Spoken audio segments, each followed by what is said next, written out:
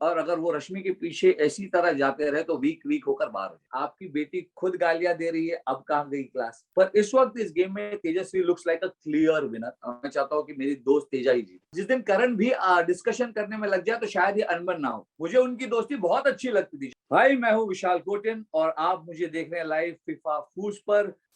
विशाल जी बहुत बहुत स्वागत है और थैंक यू सो मच हमें टाइम देने के लिए फिर से एक बार फीफा फूज में। और कैसे हैं, कैसी कैसी जा रही है आपकी जर्नी आफ्टर बिग बॉस? बहुत अच्छी है, बहुत सारा प्यार मिला है। अनएक्सपेक्टेड प्यार मिलता है तो हमेशा अच्छा लगता है, क्योंकि इतना एक्सपेक्ट नहीं कर रहा था मैं बिग बॉस में जाने से पहले। मैंने पहले भी आपसे बात की है और मैंने पहले भी आपसे कहा है कि मुझे इतने प्यार की आदत नहीं है। मैं अंदर जब गया था तो मेरा एक ही मकसद था कि मैं लोगों को एंटरटेन कर सकूं, और जब बाहर आया तब इतना सारा प्यार, इतने सारे ट्वीट्स, ट्रेंडिंग। मुझे तो ट्विटर पे क्या होता है ये नहीं पता था। मेरा ट्विटर अकाउंट भी जब मैं अंदर गया था तब बना था। तो इतना सारा प्यार दिया, मुझे ट्रेंड कराया गया, कई दिनों तक बीबी मास्टर बोला गया। लोग ये कह रहे हैं कि आप बहुत एंटरटेनिंग थे घर के अंदर, तो सुनकर अच्छा लगता है यार। जी। विशाल जी अगर बात की जाए तो मतलब एक बहुत बड़ा ट्रेंड चल रहा था आपके नाम पे कि विशाल विल कम बैक, विशाल नीति दिखाई देगी हमें, और वो चाणक्य नीति जी की वही विशाल नीति भी नजर आएगी हमें, विशाल जल्द आने वाले हैं। और कुछ आपके स्टेटमेंट्स भी आए थे कि मेरी मेकर से बातचीत चल रही है अभी इस वक्त। सो वो सारा सिनेरियो क्या था? क्या आपकी कुछ बातचीत हुई? आप प्लीज इस पे प्रॉपर हमें बता सकते हैं कि क्या हुआ था, और प्लस क्या आप अब तो बहुत कम वक्त लेकिन रह गया है, तो क्या आप आएंगे या क्या होगा? देखिए, जब मैं बाहर आया था तो बहुत एक हलचल हुई थी। इनफैक्ट मैं आपको सीधी बात बताऊं तो जिस दिन मैं बाहर आया था, यूजुअली क्या होता है ना, बिग बॉस में एक एक नॉमिनेशन प्रोसेस होता है जहां पर आपको नॉमिनेट किया जाता है, फिर आपको थोड़ा सा वक्त मिलता है। मेरे साथ वो हुआ नहीं। मुझे 2 घंटे पहले बताया गया कि एक टास्क है, 2 घंटे बाद मैं घर के बाहर था। तो मैं थोड़ा शॉक्ड खुद भी था, बिकॉज आई मुझे नहीं लगा था कि मैं डिजर्व करता हूँ घर के बाहर आना, क्योंकि इस घर में कोई था जो सब कुछ कर रहा था तो मैं ही था। और ये बात मैं सिर्फ ऐसे नहीं बोल रहा हूँ, क्योंकि मैं घर के जब बाहर गया तब भी 2 हफ्ते तक सिर्फ मेरी बात हो रही थी। और बात उसी की होती है, जैसे मैंने कहा, जिसमें कोई बात होती है। सलमान सर ने भी कहा कि विशाल इस शो में अमर हो गए। तो डेफिनेटली अगर इस शो को एक्सटेंड किया जाता या ये शो थोड़ा सा बेहतर करता, शायद तो मैं I would have been the first choice to go inside the house, एंड मैं जाता तो काफी चीजें इस वक्त जो हो रही हैं वो अलग होती। पर the show is winding up और बहुत ही कम वक्त बचा है। तो उस हिसाब से जब शो वाइंड अप ही हो रहा है तो मेरे अंदर जाने का कोई मतलब भी नहीं बचता। और मेकर्स ने भी सोचा होगा कि अब बिकॉज शो खत्म हो रहा है तो मतलब बहुत ही कम वक्त है, तो वाइल्ड कार्ड, कोई और वाइल्ड कार्ड लाया ही नहीं उन्होंने। इस सीजन में पहली बार ऐसा हुआ है कि कंटेस्टेंट्स में से कोई वाइल्ड कार्ड आया नहीं। तो डेफिनेटली अगर कंटेस्टेंट्स में से कोई वाइल्ड कार्ड आ रहा होता और शो एक्सटेंड हुआ होता तो definitely I would have been in the house. पर वो हुआ नहीं, तो मैं घर के बाहर ही हूँ और घर के बाहर से ही बिग बॉस देखकर अपने दोस्तों को सपोर्ट कर रहा हूँ। Okay, okay. विशाल भाई अगर इस सीजन की बात करें तो ये सीजन जो है, जो मैं पढ़ता हूँ सोशल मीडिया पे, पन पनातन 15 नहीं है बल्कि पन पनातन पनौती है। और मैं इसलिए रिलेट करके बोल रहा हूँ क्योंकि आज ही टीआरपी रिपोर्ट्स आई हैं। जब मैं आपसे इंटरव्यू कर रहा था मैंने उसी से पहले टीआरपी देखी थी। तो टीआरपी जो रिपोर्ट्स आई है वो एकदम से गिरी हुई है। 0.9 समथिंग है वीकडेज की, और वीकेंड की 1.1 है। वो तो सलमान सर का एक थोड़ा मतलब जो वो प्रेजेंस है उसकी वजह से टीआरपी खिंच जाती है। लेकिन वजह क्या है इस सीजन की इतनी, मतलब इतनी लोवेस्ट टीआरपी आने की? इनफैक्ट बिकॉज 14 की भी इतनी लोवेस्ट टीआरपी नहीं थी। दो वजह है इसकी, जैसे मुझे लगता है। ये मेरा पॉइंट ऑफ व्यू है। फर्स्ट ऑफ ऑल, पहली बार ये सीजन वूट पर लाइव भी है। और बिग बॉस के जो फैंस है ना, वो बहुत ही कट्टर फैंस होते हैं राहुल। वो बिग बॉस को घोट के पी जाते हैं, वो दिन रात बिग बॉस देखते हैं। ठीक है। तो क्या होता है, जो एपिसोड आपका आ रहा होता है वो उन्होंने एक दिन पहले देख लिया होता है वूट पे। You understand? एग्जैक्टली। वो लाइव में देख रहे हैं, और वो लाइव में 24 घंटे देख रहे हैं और कैरेक्टर्स को फॉलो कर रहे हैं, अपने फेवरेट्स को फॉलो कर रहे हैं। तो वो लोग जो है वो एपिसोड देखने नहीं आ रहे। तो मैं ये नहीं कहूंगा कि मेरा सीजन फ्लॉप है, क्योंकि अगर वूट पर नहीं होता तो हमारी भी टीआरपी अच्छी होती और हमारी भी चर्चे। जैसे मैं बाहर आया हूँ, जितना प्यार मुझे मिला है, मुझे अगर लगता है कि अगर टीआरपी लो है तो मुझे इतना प्यार कहाँ से मिला, तो उतने ही लोग देख रहे हैं। पर डिवाइडेड हो गई ऑडियंस, वूट की भी और लाइव की ऑडियंस और टेलीकास्ट की ऑडियंस डिवाइड हो गई। ये सीजन 13-14 में ऐसा नहीं था, अगर वहां भी हुआ होता तो शायद वहां भी यही होता। एनीवेज, दूसरा एक कारण, मैंने कहा 2 कारण, दूसरा कारण है इस बार जो बिग बॉस का फॉर्मेट है वो थोड़ा सा अलग है, जो लोगों को हजम नहीं हो रहा। बिग बॉस का एक सिंपल फॉर्मेट था, बिग ब्रदर से लिया गया, जब पर घर के अंदर कुछ लोग होते थे, आपस में उनकी अनबन होती थी, मतभेद होता था, और फिर आपस में वो लोग एक दूसरे को नॉमिनेट करते थे और फिर जनता बचाती थी। एक सिंपल फॉर्मेट। हर हफ्ते कैप्टनसी टास्क होता था, कोई कैप्टन बनता था जो इम्यून हो जाता था। इस बार बिग बॉस में ऐसा कुछ नहीं हुआ है। लोग एक दूसरे को नॉमिनेट, कन्फेशन रूम नॉमिनेशन सिर्फ एक बार हुआ है, सिर्फ एक बार हुआ।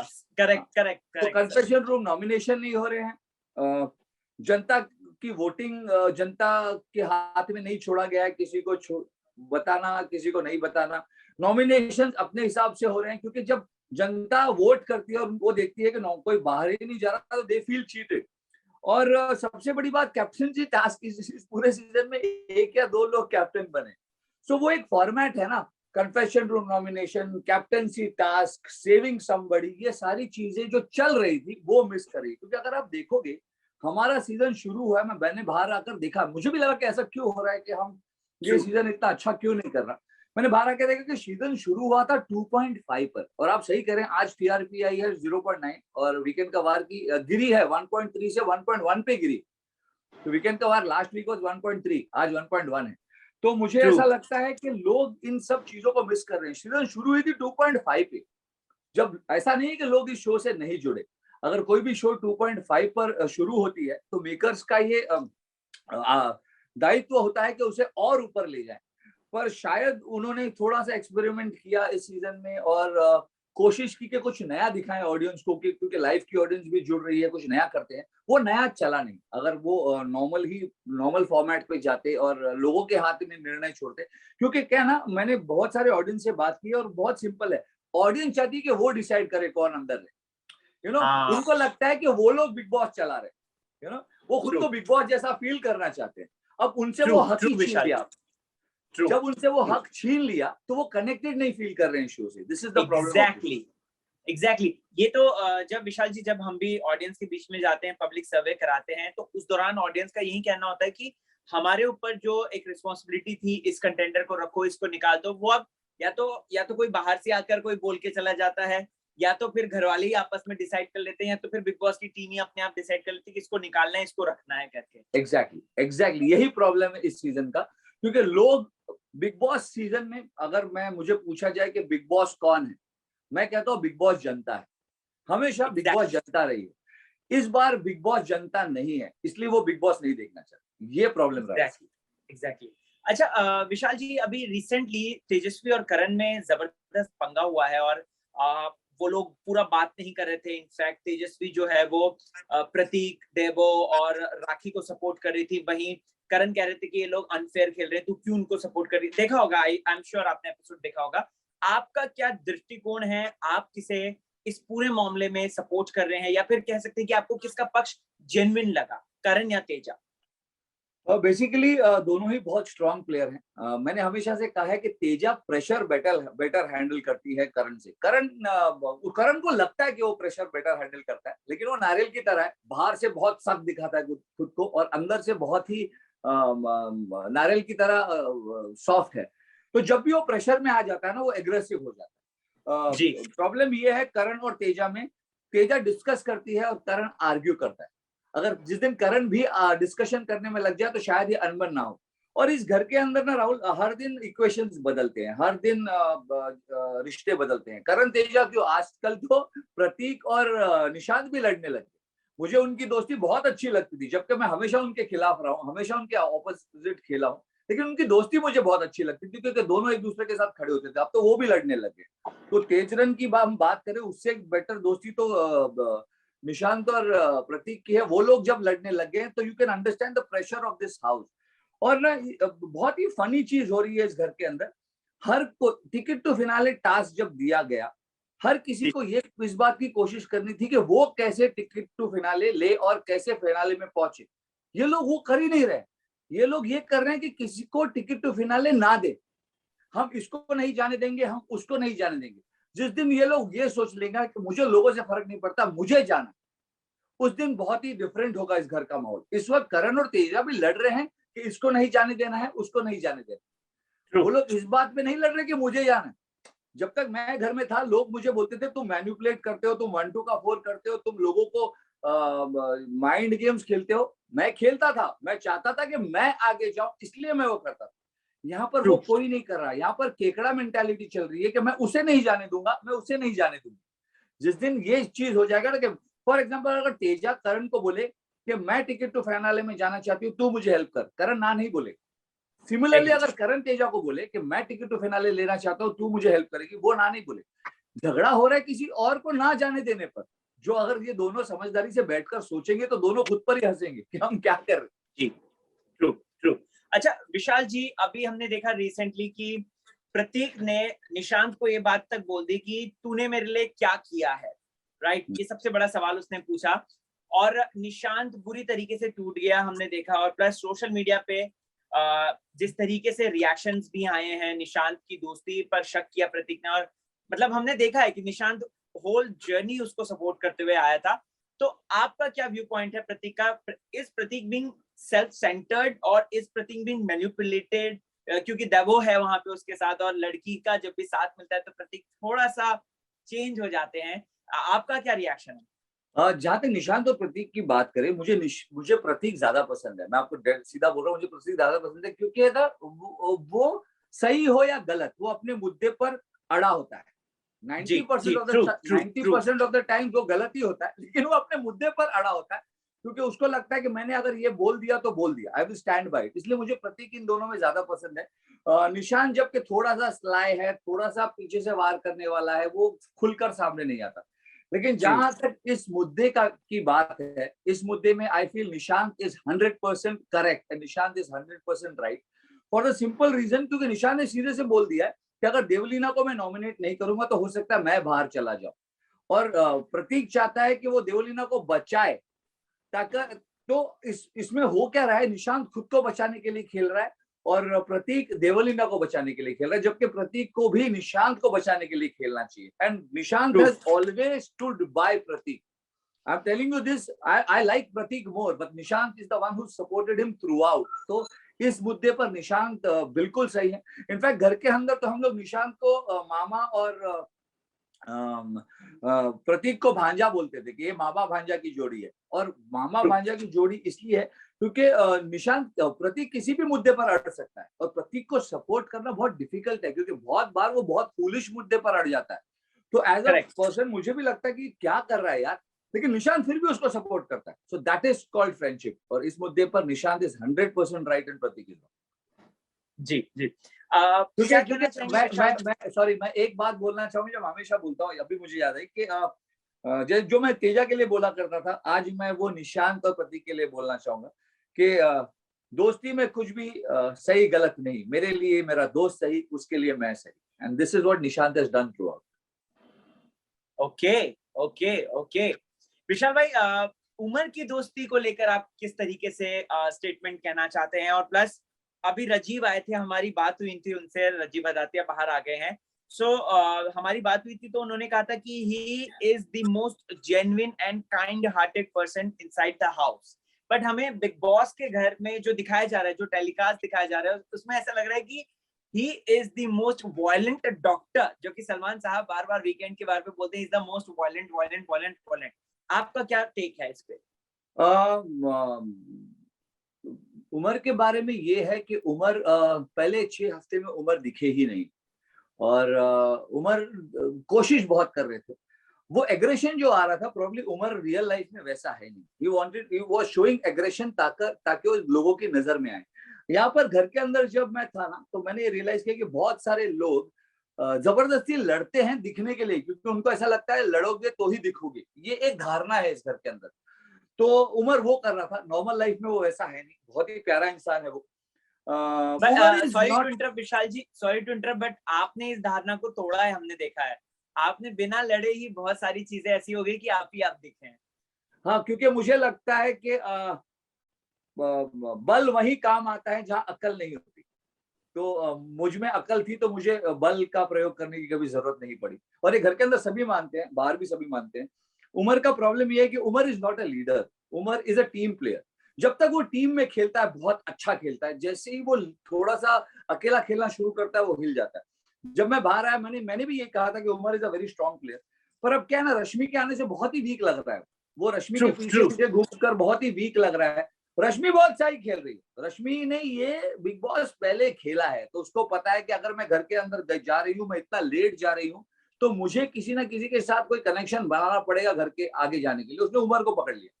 उमर बहुत वीक हो गए हैं रश्मि के पीछे घूमते घूमते। जब तक उमर खुद से सोचेंगे नहीं, जब तक उमर टीम में नहीं खेलेंगे, जब तक उमर डट कर नहीं खेलेंगे, जब तक उमर को इस बात का एहसास नहीं होगा कि बिग बॉस 15 में पहले घर के अंदर आए हुए सिर्फ 3 लोग बचे हैं, करण, तेजस्वी और उमर, बाकी सब लोग बाहर हो गए। जब उमर को इस बात का एहसास होगा कि I am the real player of this house with Teja and Karan, उस दिन उमर रियाज उभर कर आएंगे। और अगर वो रश्मि के पीछे ऐसी तरह जाते रहे तो वीक वीक होकर बाहर हो जाए।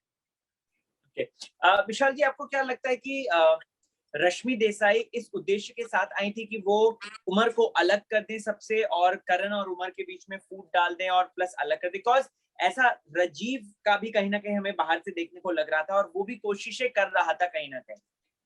पर Rajeev is not a intelligent player. Rajeev ने यही कोशिश की बाहर से आकर कि अगर मुझे दिखना है तो मैं कैसे दिखूं, तो मैं ईशान माइशा के पीछे पड़ जाऊं, मैं शमिता को विशाल के बारे में बोलूं, which is good, which is जो दिमाग से वो सोच के आया था वो बिल्कुल सही है। वो एग्जीक्यूट नहीं कर पाया because he is not a strong personality by himself, तो वो एग्जीक्यूट नहीं कर पाया। जहां तक रश्मि का सवाल है, रश्मि भी वही सोच कर आई है, और रश्मि स्ट्रॉन्ग पर्सनैलिटी भी है, तो वो एग्जीक्यूट कर पा रही है उस बात को। अगर हम ये कह रहे हैं कि रश्मि ने उमर को तेजरन से अलग कर दिया है, ये रश्मि की कैपेबिलिटी है, ये उमर की वीकनेस है। रश्मि तो वही कर रही है जो सोच के रही है, और वो अच्छा भी कर रही है। प्रॉब्लम उमर का है कि उमर इस बात को समझ नहीं पा रहा है। तो मैं इस बात की दात रश्मि को देना चाहूंगा कि उसने अंदर आकर जो वो सोच कर आई थी उसने वही किया, क्योंकि उसको पता था, जैसे मैंने कहा, कि अगर मैं बहुत ही कम वक्त के लिए आ रही हूँ तो मुझे कुछ तहलका करना पड़ेगा, और उसने उमर को चूज किया ये तहलका करने के लिए। राजीव ने भी यही कोशिश की थी, but Rajeev was not that strong personality. ना वो ईशान माइशा को तोड़ पाया, ना मुझे शमिता को तोड़ पाया, सिर्फ कोशिश करता रहेगा। जी जी, ओके। विशाल जी, अगर आप अभी घर के अंदर होते हैं और देवोलीना भी होती, तो काफी फैंस चाहते थे कि आपका और देवो का एक फेस ऑफ तो जरूर हो, और आप जो है उनको निस्तानाबूद कर दे जिस तरीके से वो कर रही है घर के अंदर काम।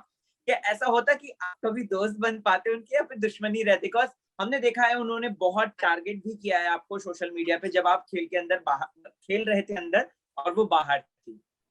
मैंने जैसे हमेशा कहा है कि शेर जब पिंजरे में होता है तो बच्चे भी मूंगफली फेंकते हैं, तो देवलीना वो बच्ची थी जो मूंगफली फेंका करती थी। शेर का सामना जंगल में करो तो मजा है। किस्मत से शेर का सामना जंगल में हुआ ही नहीं उसका। पर अगर मैं घर के अंदर होता तो डेफिनेटली देवलीना को चीजें बताता और मैं उसके साथ खेलता, क्योंकि ना मुझे बहुत मजा आता है जब वो कोई एग्रेसिव होता है तो उसके साथ, जैसे जो मैं अफसाना खान के साथ भी किया करता था, क्योंकि मैं बहुत ही सुलझा हुआ जी दिमाग से खेलने वाला इंसान हूँ। तो मैं देवलीना के साथ भी खेलता, बहुत मजा आता मुझे उसके साथ खेलना।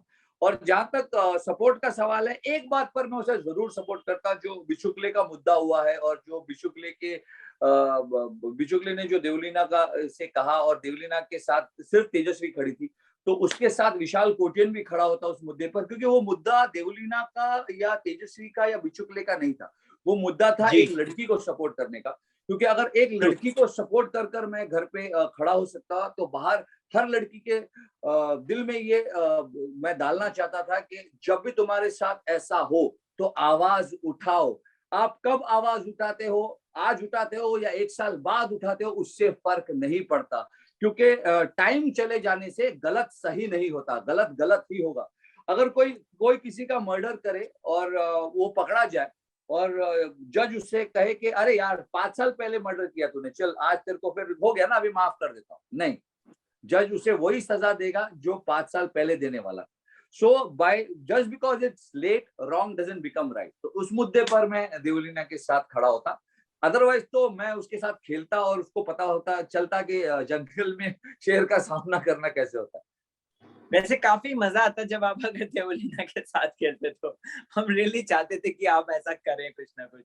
अच्छा विशाल भाई, एक एक हमने इंटरव्यू पढ़ा था जिसमें आपने कुछ ऐसा बोला था कि क्लास क्लास क्लास, यही सबसे ज्यादा क्लास क्लास लगा के रखती हैं। आई गेस आप समझ ही गए होंगे कि मैं किन के बारे में बात कर रहा हूँ, शमिता शेट्टी जी और उनकी माता जी।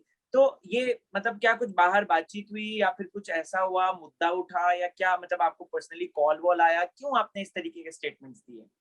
मुझे जब मैं अगर आप घर के अंदर मेरा गेम देखोगे या मुझे जब मेरी जर्नी देखोगे, तो शमिता ने मुझसे कहा था कि क्या आप मेरे भाई बन सकते हो, और वो दिल का रिश्ता था। तो मैंने उसे अपनी बहन नहीं बनाया, उसने मुझे ट्रू। अपना भाई बनाया, एंड मैंने दिल से उसे स्वीकार किया। मैं जब तक घर में था तो शमिता के लिए खेला। मैं जब तक घर में था, मैंने जब वो इंजर्ड थी मैंने उसके लिए टास्क भी किए। खुद इंजर्ड हुआ, मेरे हाथ में बहुत ही बड़ी ट्रू। चोट लगी थी। मैंने शमिता को सपोर्ट किया। जब मैं बाहर आया मैं बहुत शॉक था। मुझे ऐसा लगा था कि शमिता की फैमिली और सब लोग मुझे लाइक करते होंगे, क्योंकि मैं तो हमेशा उनकी बेटी के साथ खड़ा रहा हूँ। आप कोई भी एपिसोड देख लीजिए। इनफैक्ट जब कोई बाहर से आकर, जब किसी ने बाहर से आकर शमिता को बोला, तो शमिता जो थी, जो जिसने मुझे अकेला जी। कर दिया। मैंने शमिता को कभी अकेला नहीं किया। हाँ, मैंने अपनी 2-3 चीजें जी। बोली मस्ती में और ये वो, जिसके लिए अगर मैंने अपने आप को बताया भी कि मैंने वो मस्ती में बोली है और ये मेरी भाषा है, और अगर शमिता को बुरा लगा तो मैंने सॉरी भी बोला। प्रॉब्लम ये है कि ट्रू। शमिता को मुझसे कोई प्रॉब्लम नहीं थी, दुनिया वालों को मुझसे प्रॉब्लम। भाई और ट्रू। बहन को, अक्का और अन्ना को कोई प्रॉब्लम नहीं है, दुनिया को प्रॉब्लम है। जब मैंने बाहर आकर देखा तो शमिता की मम्मी जी ने, सुनंदा आंटी ने बहुत सारे ट्वीट्स किए थे कि Vishal is a snake, Vishal is a bad person, Vishal ये है, विशाल वो है।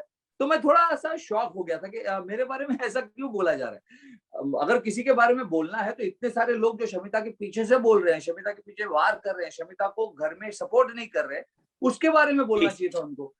एक लड़का जो आपकी बेटी के लिए खड़ा है, जो उसे बहन मानता है, जिसने उसे कभी धोखा नहीं दिया है, जो उसके लिए टास्क करता है, उसके बारे में आप ये सब बोल रही हैं।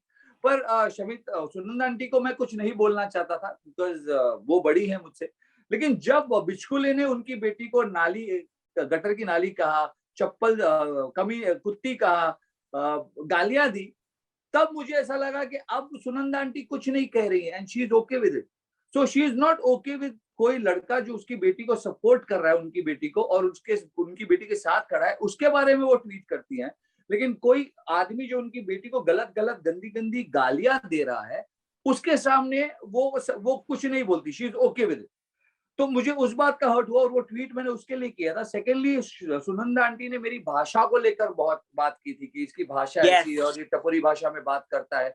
तो इसलिए मैं उन्हें बताना चाहता था कि मेरी भाषा तो ऐसी थी, लेकिन मैंने कभी किसी को गाली नहीं दी, ना कभी किसी पर हाथ उठाया। आपकी एग्जैक्टली। बेटी गालियां भी दे रही है और हाथ भी इनफैक्ट उठा रही है। In fact sorry to interrupt Vishal जी, आपने हवा में भी गाली नहीं दी, क्योंकि इस सीजन में क्या है कि लोग गाली दे रहे हैं और कह रहे हैं हमने हवा में गाली दी है। तो वही तो प्रॉब्लम है। तो मैं, वो ट्वीट इसलिए था कि आप क्लास क्लास करते हो कि इस लड़के में क्लास नहीं है। तो मैं उनकी मम्मी को बताना चाहता था कि I M an MBA in finance and very well educated. जब मैं बोलता हूँ कि मेरे पास ये नहीं है, वो नहीं, मतलब मैं लोगों को बताना चाहता हूँ कि मैं गरीबी से ऊपर आया हूँ। आज मेरे पास घर है, मैं मर्सिडीज चलाता हूँ, जो मेरी मेहनत से कमाया मैंने। मैं लोगों को ये संदेशा देना चाहता था। मैं सिंपैथी कभी नहीं लेना चाहता था कि मैं गरीब हूँ। अगर मैं सिंपैथी लेना चाहता था तो मैं ये नहीं बोलता था कि मेरे पास मर्सिडीज है। ये कौन बोलता है? बेवकूफ है क्या मैं? एग्री। बेवकूफ हूँ क्या मैं? तो मैं लोगों को इंस्पायर करना चाहता था कि मेरी गली से अगर एक भी बच्चा ये सुनकर पढ़ लिख जाए और सोचे कि विशाल कोटियन गरीबी से इतना कमा सकता है, इतना बड़ा बन सकता है, तो हम भी बन सकते हैं। मैं वो बच्चों को प्रेरित करने के लिए सब बोल रहा था। तो जब शमिता की मम्मी ने कहा कि इसमें क्लास नहीं है, तो उसके लिए उनको जवाब दिया मैंने कि क्लास सिर्फ जैसे आप कपड़े पहनते हो और जैसे रहते हो, वो उससे नहीं आती। आपकी बेटी गाली भी देती है, आपकी बेटी हाथ भी उठाती है, तो अब कहाँ गया क्लास? तो मैं सिर्फ उनको ये बताना चाहता था। शमिता अब भी मेरी बहन है और हमेशा रहेगी, और सुनंदा आंटी कभी सामने भी मुझे मिलेंगी लाइफ में, तो उनसे भी मैं यही पूछूंगा कि मैं तो आपकी बेटी को सपोर्ट कर रहा था, आपने मेरे बारे में ट्वीट की। जो गालियां दे रहा था उसके बारे में ट्वीट नहीं किया। आपने मुझसे ये कहा कि मेरी भाषा में क्लास नहीं है, आपकी बेटी खुद गालियां दे रही है, अब कहाँ गई क्लास? तो ये तो उनके सामने भी पूछूंगा, इसमें गलत क्या है? जी। जी, नहीं नहीं विशाल जी, सही है आपका पॉइंट भी। विशाल जी, अभी के गेम को देखने के बाद टॉप 5 आपके कौन से हैं? टॉप 5 मेरे हैं तेजस्वी, शमिता, करण, उमर और राखी तो पहुंच ही गई है टॉप 5 में, तो ये टॉप 5 तो ऐसी होगी। अगर राखी नहीं पहुंच गई होती तो मेरे हिसाब से तो नहीं होना चाहिए था उसको, पर अब वो पहुंच ही गई है तो टॉप 5 मजबूरी में यही होता बनता है। विशाल जी, अभी का गेम देखते हुए आप विनर किसे देखते हैं? मैं तो चाहूंगा कि शमिता और तेजा दोनों ही जीते, क्योंकि दोनों ही मेरी दोनों आंखें हैं, राइट और लेफ्ट। एक आंख से चूज करना, एक आंख को चूज करना बहुत डिफिकल्ट है। पर गेम वाइज अगर देखा जाए ना, इस वक्त जो गेम खेल रहा है, जो खड़ी है अपनी डट कर, और जो जो अपने हर किसी से लड़कर भी अपने पॉइंट ऑफ व्यू को सामने रखती, वो तेजस्वी है। तो मैं चाहूंगा कि तेजस्वी जीते। जब मैं बाहर आया तो मुझे उमर भी बहुत स्ट्रांग लग रहा था, पर इस वक्त रश्मि के आने से उमर की गेम वीक होगी। मैं उमर को विनर नहीं देख रहा इस वक्त। अगर वो फिर भी अकेला खेल कर उभर कर आया तो मुझे बहुत खुशी होगी। पर इस वक्त इस गेम में Tejasswi looks like a clear winner. मैं चाहता हूँ कि मेरी दोस्त तेजा ही जीते। Okay, thank you so much Vishal ji, हमें ढेर सारा टाइम देने के लिए और हमसे ढेर सारी बातचीत करने के लिए। इसी तरीके से हम जुड़े रहेंगे आपसे, और thank you so much sir honesty के साथ इतनी बातें रखने के लिए। एंड भाई, मैं हूँ विशाल कोटिन और आप मुझे देख रहे हैं लाइव फीफा फूड्स पर। प्लीज लाइक कीजिए, शेयर कीजिए और सब्सक्राइब कीजिए। बोल बा बम बोले। Thank you sir, thank you so much.